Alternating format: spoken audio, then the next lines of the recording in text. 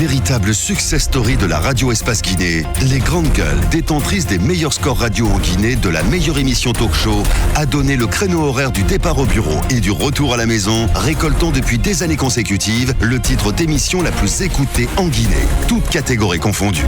Un grand total de plus de 5 millions d'auditeurs ont été fidèles au talk show Les GG, diffusé jour après jour sur toutes les stations du réseau Adafo Média de 9h à 10h30, un exploit qui restera longtemps dans les annales de la bande FM en Guinée. Tous les soirs, vous avez accès également à la télé sur Espace TV, juste après le 22h. Merci à vous qui nous rejoignez. Hier, Sidya Touré a rendu son tablier de haut représentant du président de la République. Dans un long courrier adressé au chef de l'État, le président de l'UFR et ancien Premier ministre explique que malgré sa volonté d'apporter bénévolement sa pierre ou bien naître des Guinéens, son poste de haut représentant ne lui a pas permis de redonner espoir au peuple de Guinée. Vous l'avez écouté hier, il était sur RFI, mais la démarche surprend-elle vraiment? Nous allons faire le tour ce matin, mesdames et messieurs, avec des intervenants. Et si tout va bien, nous allons essayer d'appeler Dr Ousmane Kaba, Ahmed Kourouma, porte-parole de l'opposition républicaine, Mohamed Amadou Camara, membre du RPG Arc-en-Ciel, et que nous allons appeler ce matin dans notre émission. Très nombreux ce matin, évidemment, à réagir, mon cher Obi, avant de vous donner la parole, avec Lai Junior Condé. Mais d'abord, on a Suleiman Konaté qui réagit. Bonjour les grandes gueules, depuis Dubreka, Sidya Touré est un grand homme d'État, mais qui ne sait pas ce qu'il veut. Le seul mérite de cette démission, c'est qu'il va permettre désormais de redistribuer les cartes politiques et de connaître le vrai positionnement politique de l'UFR. Sidya Touré est un homme politique en manque d'inspiration et de popularité et il cherche à faire le buzz. Il reste comptable du bilan de ce deuxième mandat. Yaginara. Voilà, c'est Suleiman Konaté qui nous envoie ce message. On reste toujours dans le sillage avec Ousmane Bari qui nous écrit: apparemment, le chat de Sidya Touré n'attrape plus les souris à Sékou Touré. Ah, oui. Bien, allez, on reste avec Lai Junior Condé, mais non, c'est pas moi, c'est bien écrit, je suis désolé. Voilà, Lai Junior Condé qui réagit aussi. Je suis profondément affecté par cette démission de M. Touré. Mon souhait est que pour la Guinée, tous ses fils pouvaient apporter leur pierre à l'édifice au regard de l'abîme du pays. On n'a pas besoin donc de dogme ni philosophie politique pour cela. Ça a toujours été ma ligne politique, puisqu'en France, Macron travaille si bien avec la gauche qu'avec la droite. C'est tout simplement dommage. La Guinée a besoin d'être apaisée, dirigée par tous les hommes intelligents. Vive la Guinée martyre. Maf, je t'embrasse fort, tu montres en puissance V. Voilà, là Junior Condé évidemment qui réagit ce matin. On va essayer de faire un tour du côté de la mouvance présidentielle, non plutôt de l'opposition. Ahmed Kourouma qui nous allons appeler dans un instant, mon cher Diaby, si tu le veux bien, il n'y a pas de problème. Et sur Twitter, beaucoup de réactions évidemment de ce côté aussi, le temps que ça s'ouvre, mon cher Obi, des réactions, beaucoup de réactions, mon cher. Évidemment que le sujet est succulent et ça nous inspire d'ailleurs. Vous savez, tout à l'heure là, j'étais en conversation privée avec Tamba, et puis l'idée nous est venue tout bête de se rappeler que dans ces positionnements, ceux-là qui ont mieux compris, en tout cas celui qui a mieux compris la dangerosité et le cynisme du professeur Alpha Condé en matière de politique, c'est bien Kouyaté. Lui, il est dans la logique de ne même pas essayer de s'approcher. Parce que les pièges sont tellement bien montés que si vous vous approchez, vous risquez de vous y faire attraper. Et donc, lui, il a gardé complètement distance. Il est loin. Ceux qui ont essayé de jouer les petits malins et qui ont tourné autour de toutes les choses trappes que le professeur Alpha Condé a monté avec son RPG Arc-en-Ciel, eh bien, ça a évidemment tombé dedans. On se souvient de cette expression de Jean-Marc Téliano, qui a soulevé le mouchoir blanc d'ailleurs, et qui allait se mettre à genoux. Oui, mais attendez, c'est quand même les hommes politiques qui allaient se mettre à genoux devant le professeur Alpha Condé. Il s'est complètement livré, et dans sa livraison, il nous a dit qu'à Paris, on lui avait dit: petit, tu joues à un jeu dangereux, parce que celui qui est en face de vous, vous pensez que c'est un animal politique, c'est pas un animal politique, mais c'est une bête politique. Et donc, à ce niveau-là, vous pouvez pas gagner. Bonjour les dégâts, voilà, Kismo Diallo qui réagit aussi sur Twitter. Bonjour les GG. Concernant cette démission, pour moi, c'était un non-événement, car la distance de collaboration était là depuis. Donc, M. Sidya Touré attendait juste des prétextes. Qu'est-ce qu'il a comme bilan? Il pose cette question ce matin. Sinon, on a Alpha Idi aussi qui réagit. Voilà. Qui dit... allez, Jacques, on va continuer avec vous, parce que là, ça se perd un petit peu. Bon, je voudrais dire que Sidya Touré, quand même, il a beaucoup étonné. Parce que on avait estimé avant que, même s'il n'avait pas la chance d'avoir la même popularité que les deux partis dominants, l'UFDG et le RPG, mais c'est un parti qui pouvait rassembler, qui pouvait aller au-delà, bien entendu, des attentes. Ouais. Mais quand on a vu combien de fois, comment il s'est comporté, déjà il y avait eu beaucoup de critiques. Il a donné raison à tous ceux qu'il avait quittés avant même 2010. Je pense à la dame Makale, je pense au docteur Ousmane Kaba, qui lui reprochait, n'est-ce pas, si vous voulez, une gestion qui n'était pas aussi correcte, le fait qu'il se donnait assez d'importance. Parce que quand vous voyez aujourd'hui l'UFR, vous vous rendez compte que personne n'a fait une ascension au sein du parti. C'est-à-dire, tout se résume carrément à lui. C'est lui qui décide peut-être de qui va. Oui, comme toutes les formations politiques. Mais quand je parle de l'UFR, j'ai pensé que ce parti pouvait faire autrement. Pour les autres, il y en a qui sortent de l'ombre. Ouais. Pour les autres, l'UFDG, par exemple, c'est Loudalen Diallo. Il y a Ousmane Gawal Diallo, quoi qu'on dise, qui prend quand même de l'élan au sein de ce parti politique. Absolument. Donc, à part ceux qui sont venus s'offrir quand même des possibilités, des strapontins comme Baïdi Haribo. Excusez-moi, on rappelle qui a pu devenir député par la suite. Kourma de décrocher le téléphone parce qu'on l'appelle, allez-y. J'étais en train de dire, il y en a quand même qui sont venus et à qui Sidya Touré a accordé des privilèges. Baïdi Haribo, il est venu à la veille des élections législatives et il a fait de lui secrétaire général du parti. Mon confident, mon assassin. Le monsieur est devenu député.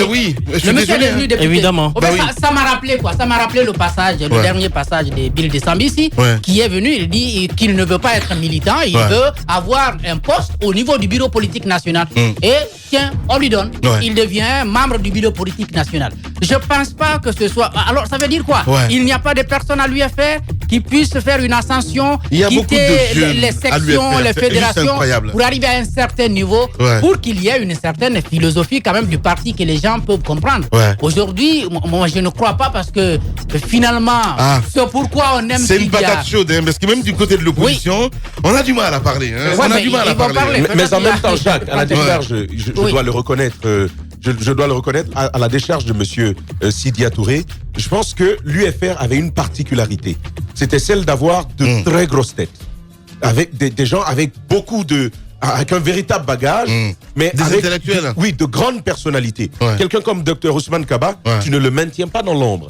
C'est déjà quelqu'un qui s'aime et qui croit en ce qu'il est. Docteur Makale, c'est la même chose. Là, et beaucoup d'autres personnes. Là, justement, je pense que ça en rajoutait à la difficulté de M. Sidya Touré de gérer un tel grandes gueules. Sans être taxé de quelqu'un qui prend tout pour lui. Et je pense que justement à ce niveau, il ne faut pas oublier souvent la visibilité qu'il a autour. Vous avez pris l'exemple tout à l'heure sur Gawal. Gawal, c'est quand même un monsieur qui se permet d'intervenir sur toutes les questions. C'est-à-dire, il est ouvert. Et souvent aux médias, vous l'appelez aujourd'hui sur la question santé, il est à mesure de vous dire ce qu'il pense d'une actualité. Et je pense que souvent, c'est vrai, il y a les leaders des partis politiques qui doivent mettre en place une politique, mais les jeunes aussi qui sont dans les formations, mais même pas les jeunes, les cadres qui sont dans les formations doivent pouvoir répondre à toutes les questions, doivent être là, présents dans les débats et au niveau du parti, mais aussi sur la place publique, dans les médias, à l'Assemblée. Et justement, c'est par exemple ce que possède Ousmane Gawal Diallo. Et quand on prend l'UFR, quand on prend le RPG Arc-en-Ciel, il y a quand même le monsieur Damaro, honorable Damaro, qui se prononce sur pas mal de questions.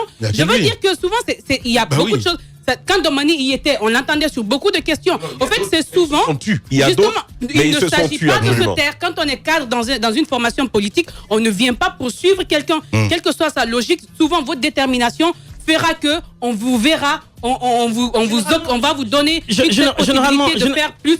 Généralement, ça ne se décide pas seulement sur la prise de parole publique, Marc. Généralement, je pense que c'est déjà important. Mais généralement, à mon avis personnel, c'est parfois à l'intérieur même du parti, ce qu'on appelle les conclaves, les décisions.